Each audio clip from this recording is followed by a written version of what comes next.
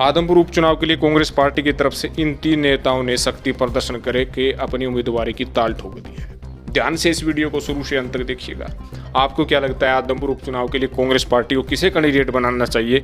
उस कैंडिडेट का नाम कमेंट बॉक्स में ज़्यादा से ज़्यादा डालिएगा। सबसे पहला और विश्वसनीय नाम है सुरेश सरपंच वाल्मीकि का। वैसे तो सुरेश सरपंच वाल्मीकि मधुर और सरल व साधारण कार्यकर्ता की तरह जीवन यापन करते हैं और इसी के कारण उनकी मजबूती मानी जाती है।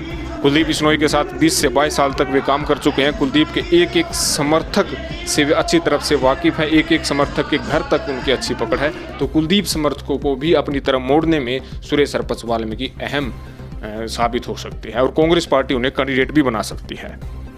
सुरेश सरपंच वाल्मीकि दलित वर्ग के होने के कारण कहीं न कहीं कांग्रेस पार्टी को मजबूती दे सकते हैं। जो पिछड़ा वर्ग और दलित वोट बैंक जो हमेशा से ही भारतीय जनता पार्टी के साथ जो देखा गया है और कुलदीप बिश्नोई के साथ देखा जा रहा है, कहीं ना कहीं सुरेश सरपंच वाल्मीकि उसकी तोड़ अच्छी साबित हो सकते हैं। शैलजा गुट के होने के कारण जो 24 तारीख को शैलजा का अभिनंदन समारोह हिसार में आयोजित किया गया था, तो उस कार्यक्रम में सुरेश सरपंच वाल्मीकि अपने समर्थकों की अच्छी प्रकार से पकड़ दिखाते हुए शैलजा के सामने शक्ति प्रदर्शन करके बिना कुछ कहे आदमपुर के लिए ताल ठोक दी है।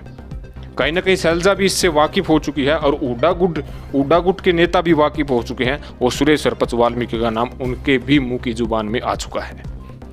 दूसरा सबसे बड़ा नाम है बरवाड़ा से पूर्व विधायक और फतेहाबाद के बाद गोहाना में रैली कर चुके रामनिवास घोडेला की। हालांकि रामनिवास घोडेला चाहते कि उन्हें सिर्फ बरवाड़ा तक ही सीमित रखा जाए, लेकिन जिस प्रकार से ताबड़तोड़ वे पिछड़ा वर्ग की रैली कर रहे हैं, कहीं ना कहीं भारतीय जनता पार्टी का जो पिछड़ा वर्ग का वोट बैंक है उसको तोड़ने की कोशिश उड्डा के द्वारा रामविलास घोडेला के जरिए किया जा रहा है।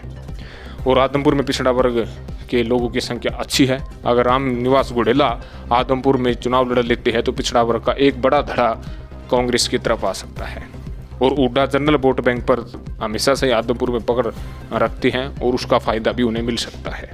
तो कहीं ना कहीं रामविलास घोडेला का नाम भी बहुत तेज गति से चल रहा है। तीसरा नाम हालांकि जयप्रकाश का लिया जा रहा है। जयप्रकाश आदमपुर में चुनाव लड़ना नहीं चाहते, लेकिन वे अपने किसी खास समर्थक के लिए टिकट दिलवाने का कार्य कर सकते हैं। कुछ दिन पूर्व ही भारतीय जनता पार्टी की सरकार के विरुद्ध में हिसार में डीसी ऑफिस के सामने जब धरना दिया जा रहा था, तो वहीं पर शैलजा बैठी थी और वहीं पर जयप्रकाश बैठे थे और वहीं पर रामनिवास घोडेला बैठे थे और वहीं पर सुरेश सरपंच वाल्मीकि भी बैठे थे। तीनों एक दूसरे से कहीं ना कहीं आंखें तो नहीं मिल रही थी, लेकिन इशारा काफ़ी था कि ये टिकट के बड़े दावेदार हैं।